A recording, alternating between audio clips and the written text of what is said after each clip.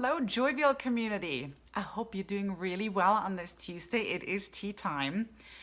I have some tea again to share with you, and I was so eager to actually try it. I almost snuck in a sip, but no. At JOYVIAL, we have one of our values is that we act with integrity. So I promised myself not to drink it before I have it with you together on this video.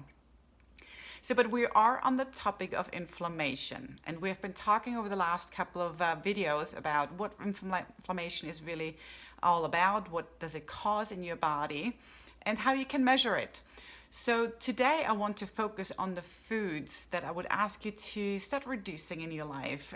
If you can avoid them as much as possible, that would be wonderful. And so those are really three buckets that I would like to talk about. The first bucket is a bucket of processed foods. So processed foods is pretty much anything that has been altered from its original state.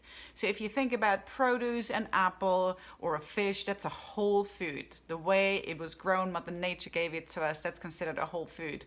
Let's just say you take that apple dough and now you mush it together and you put it in a can. It now is considered processed food. And the reason why processed foods are not that good for us, because typically anything that comes in a bottle or in a bag or in anything packaged, certain chemicals had to be added, preservatives to extend the shelf life of the food. Very often, especially in kids' food, so cereals for kids, food coloring was added, which is our cells don't like at all. So processed foods in general just add more chemicals to our body, and that creates inflammation. The second bucket I would like to talk about are oils. And so you may say, you know what, I don't really do a whole lot with oil, but if you do eat a fair amount of fried food, then yes, you do actually do a lot with oils. And so frying food in general wouldn't be bad. The problem is it's the oils that it's fried in. So if you think about the beautiful golden liquid shining bottles that you buy off the shelf, corn oil, soybean oil, safflower oil, peanut oil, there is a number of lists. Anything that comes in this beautiful plastic bottle with the golden shining liquid, well, it wasn't as golden when it was in its original state. That liquid in that bottle had to go through a 17-step process to become as gorgeous in the bottle as it is when you pick it up from the shelf. It started off as a very grayish and smelly liquid that you would have never considered even putting anything like that into your mouth.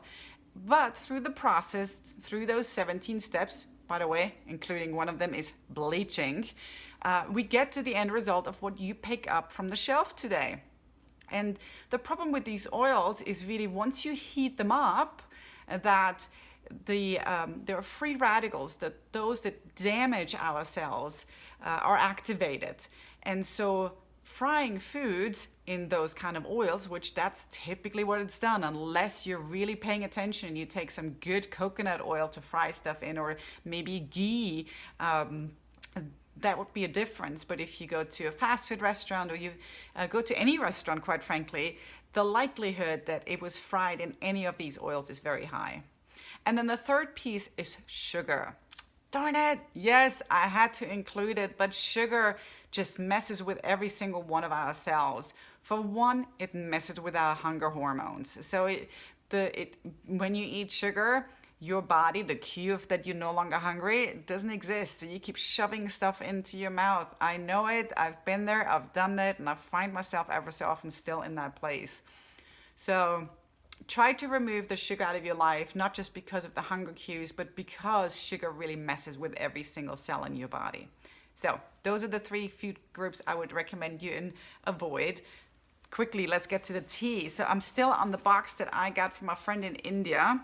Today, the box that we're picking was this here, and it says Spa Delight. And Spa Delight came with black tea, lemon slices, lemongrass, ginger, white peppercorns, cactus flower, red peppercorns, sandalwood, aloe leaves, and thistle flower, that I can even spell that out. And so there's a lot of stuff that is going to kick my butt. My body in general is not really good with anything that aggravates. But between peppercorns and lemon and ginger, this should wake me up very quickly. So cheers.